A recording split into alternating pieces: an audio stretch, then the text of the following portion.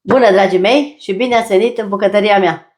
Astăzi vreau să vă fac cea mai bună rețetă de haioșe, cu dulceață de casă groasă de prune. Și pentru asta avem nevoie de 500 de grame de făină, 150 de apă minerală, 2 gălbenușuri, 2 linguri mari de oțet, sare și 250 de grame de untură. Foarte important, untura mea nu este prăjită, deci este untură la rece, unturiță. Nu este preparată termic, este alt gust, este total diferit. Și lista de ingrediente o să o las în descrierea filmului, cu tot ce trebuie. Acum, pentru început, o să pun 200 de grame de făină, unde voi pune unturița. Căutați să folosiți unturiță nepreparată termic, adică nefriptă, pentru că este diferită și este mult mai bună. Amestec foarte bine unturița cu făina, 200 de făină. Trebuie să creez o pastă foarte bună pentru întins peste aluatul acesta, care îl voi face imediat. Scrieți în comentarii ce folosiți dumneavoastră la haioșe.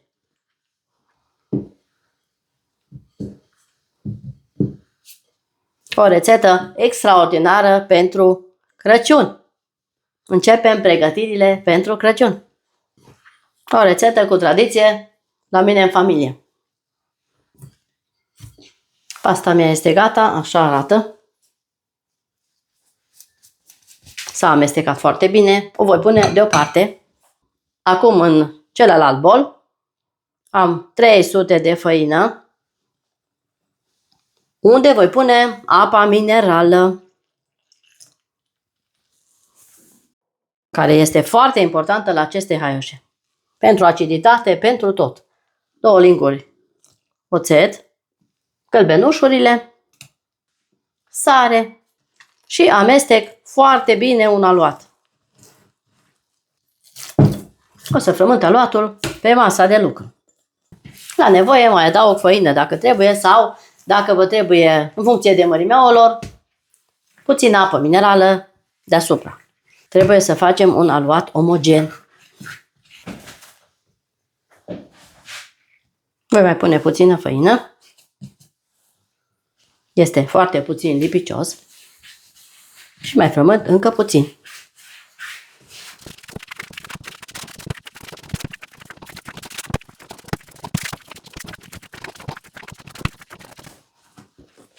Așa arată aluatul meu pentru haioșe. Moale. Și miroase foarte bine. Acum pun făină pe masa de lucru. Și voi întinde aluatul într-o fășie lungă și subțire. Ne ajutăm de făină. Cu sucitorul întind. O să fac o bucată de aluat pătrată, pe cât se poate de subțire. Am întins prima foaie. Acum voi împărți unturița în 3 părți, pentru că voi pune unturița de 3 ori. În 3 ture, adică. Pun o parte și voi repartiza pe toată suprafața foii. O să fac cu mâna pentru că aici este cel mai bine. Cu mâinile bine spălate, întindem unturița cu mâna. Doar așa putem să o repartizăm peste tot.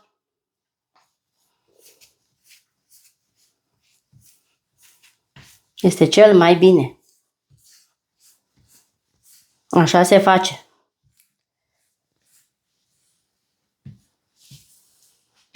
Scrieți în comentarii de unde mă urmăriți și eu vă pup și vă salut. Așa arată primul strat cu unturiță. Acum voi îndoi până la mijloc. Din partea dreaptă spre interior, din partea stângă spre interior.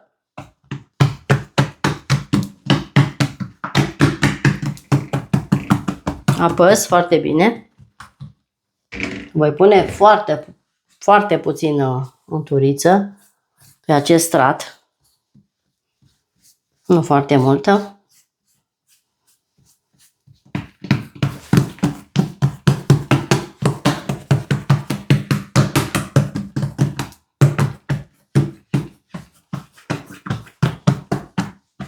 Acum voi îndoi din partea de jos până la mijloc și în sens opus.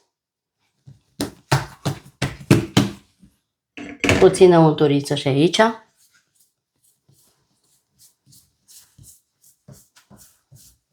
Și o să ne iasă ceva de poveste. O să vedeți.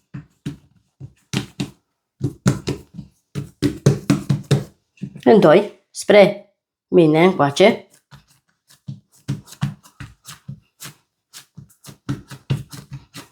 Aluatul face beșicuțe, ceea ce este foarte bine. Așa arată primul pas. O acopăr, pun pe o farfurie și dau la frigider pentru 30 de minute. Și continui după aceea cu partea a doua de unturiță. Am scos de la frigider aluatul meu. Acum îl voi întinde pentru a doua oară. Arată foarte bine. S-a răcit foarte bine. Și îl întind la fel. O foaie lungă și subțire. Cu partea deschisă înspre mine. Întind lung. Am întins și aluatul. Acum voi pune a doua parte de unturiță deasupra pe toată suprafața. Am întins foarte bine și din nou întorc foaia înspre centru, rangez, apăs și partea stângă, la fel, înspre mijloc. Apăs foarte bine.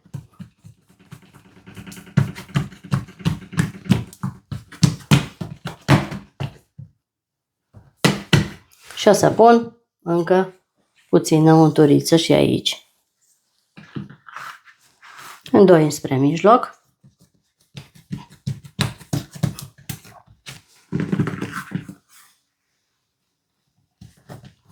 Aluatul meu face beșicuțe, ceea ce este un semn foarte bun. Și ung deasupra. Un strat subțire.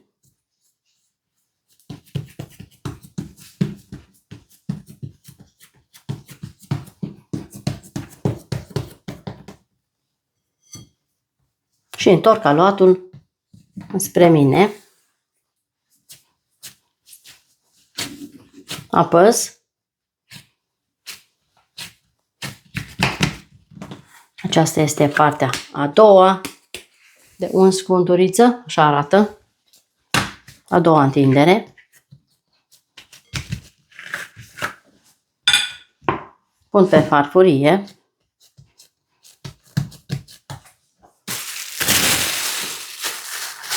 Acopăr. Cel mai bun truc de a acoperi aluatul cu această folie, o cască de păr. De ce nu? Funcționează mai bine decât orice folie alimentară. Acum pun la frigider pentru încă 30 de minute. Acum am scos de la frigider și voi întinde pentru a treia oară restul de unturiță. Aluatul este cel mai bun aluat pentru haioș. Încercați rețeta cu mare încredere. Și întind același procedeu.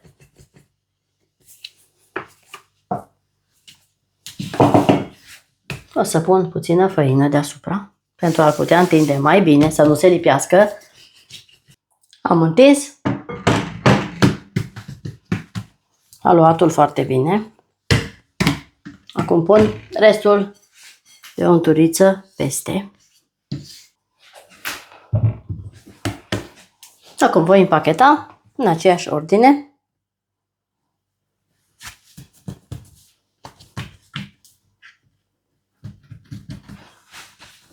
Și invers.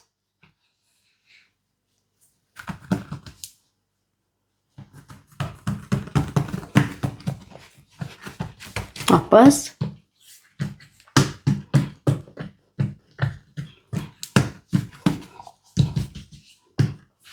O să mai pun untuliță peste.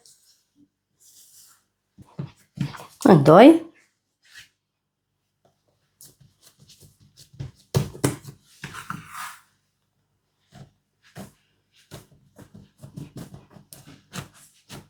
Voi apăsa și aici foarte bine.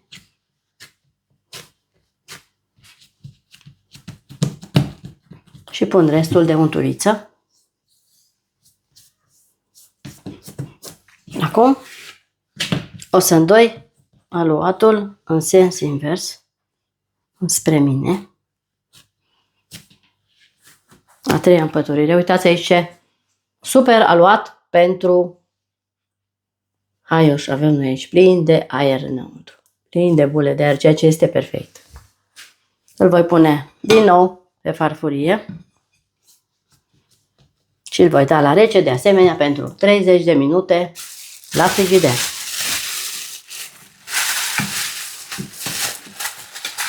Și revin imediat.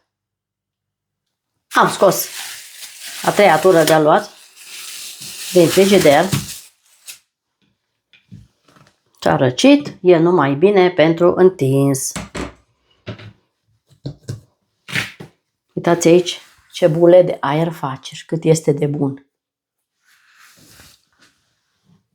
Încercați rețeta pentru Crăciun, de exemplu. Sau, de ce nu, și în alte zile. Acum pun făină. Și îl voi întinde, dar nu la fel de subțire ca dățile trecute. Îl lăsăm mai gros pentru a face cornulețele. Întindem un pătrat. Am întins foaia de grosimea dorită, așa cum vreau, jumătate de centimetru aproximativ. Și acum voi tăia bucățelele. Le dau forma care o vreau eu. Și tai așa până jos. Grosimea aceasta trebuie să o tăiem. Și o pun deoparte. Și continui tot așa. Cam 2 cm. Puteți face și mai mari dacă vreți. Faceți cum doriți. Am pregătit o tavă tapetată cu hârtie de copt, cuptor preîncălzit la 200 de grade Celsius.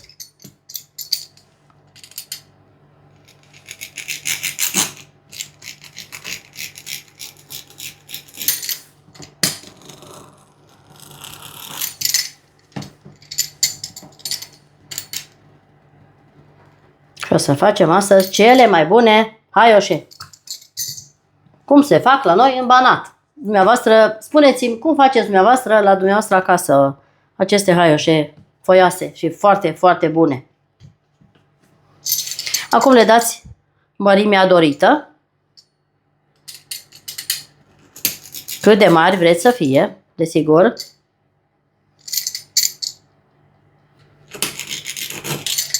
Eu le fac așa. Mărimea aceasta. Ne dați mărimea și modelul care îl doriți dumneavoastră.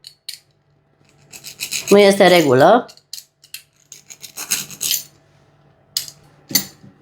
Le tai, după care o să le așez în tavă până se încălzește cuptorul.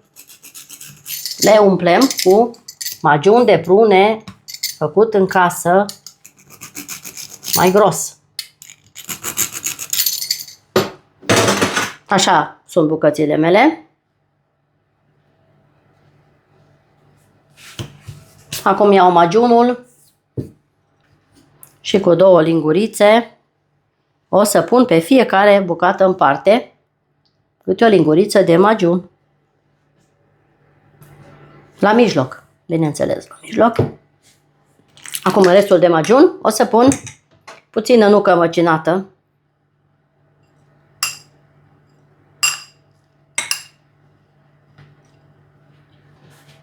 Amestec. Am pus 4 lingurițe mai mici. Amestec foarte bine majunul cu nuca. Și acestea sunt super delicioase și cu nucă, bineînțeles. Încercați mai multe variante pe care eu le fac în familia mea. Și acum punem din nou pe fiecare bucată rămasă în parte. Eu pun majun mai mult pentru că am. Să puneți cât de mult doriți. Dar bineînțeles, haioșele se fac cu marmeladă de prune, bineînțeles, nu cu altceva. Puteți folosi și altceva dacă nu vă place majunul de prune, însă nouă ne place foarte, foarte mult. Acum le voi îndoi în două.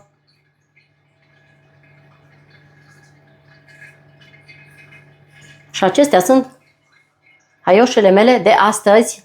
Le voi pune pe tavă. Voi lăsa distanță între ele. Și ați văzut? Nu punem drojdie. Nu trebuie să le înghesuim, trebuie să aibă și loc pentru a crește. Fac acestea cu majun simplu, fără nucă. Și voi mai pune și în altă tavă. Pregătesc tava până când celelalte se coc la 200 de grade. Acestea sunt haioșele mele de astăzi și le pun la cuptor. Și ne vedem după ce s-au copt. Dragii mei, am scos haioșii mei de la cuptor. Arată extraordinar. Uitați aici cum arată. Ce foioase sunt și ce bune, nu vă pot povesti. O să iau una să vă arăt cum arată în interior. Uitați aici. Are 50 de rânduri. Uitați aici. Se desfac fiecare bucată individual. Așa ceva perfect. Are foarte, foarte multe straturi. Dulceața este aici. Foarte, foarte crocante și deosebit de bune. Acum nu-mi rămâne decât să le pudresc cu zahăr pudră.